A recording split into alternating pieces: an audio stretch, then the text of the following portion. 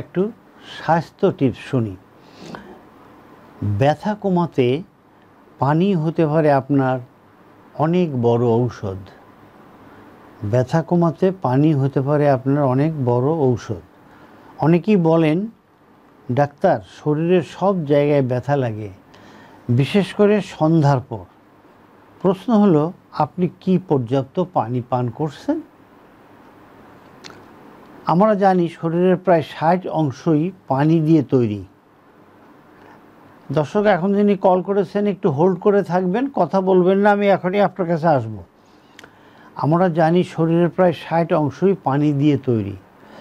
এই পানি আমাদের কোষ, জয়েন্ট, পেশি ও স্নায়ুকে সঠিকভাবে কাজ করতে সাহায্য করে।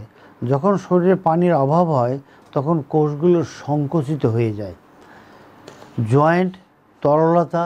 জয়েন্টের যে তরলতা সেটা তার তরলতা হারায় বা কমে যায়।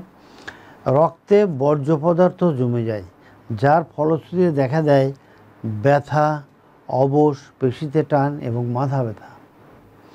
বিশেষজ্ঞদের মতে পানি শূন্যতা, ডিহাইড্রেশন বলে ওনারা, শরীরের প্রদাহ বাড়িয়ে দেয়, যা ব্যথা আরও তীব্র করে তোলে। অনেক ক্ষেত্রে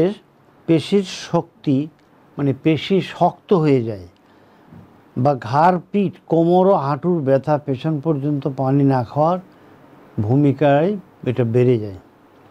তাই করণীয় কি? পানি খাবেন। প্রতিদিন অন্তত 8 থেকে 10 গ্লাস পানি পান করুন।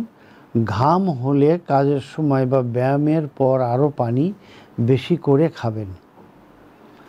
প্রস্রাব হলুদ হলে বুঝবেন পানি কম খাচ্ছেন, বা ইমিডিয়েট চিকিৎসকের দেখাবেন।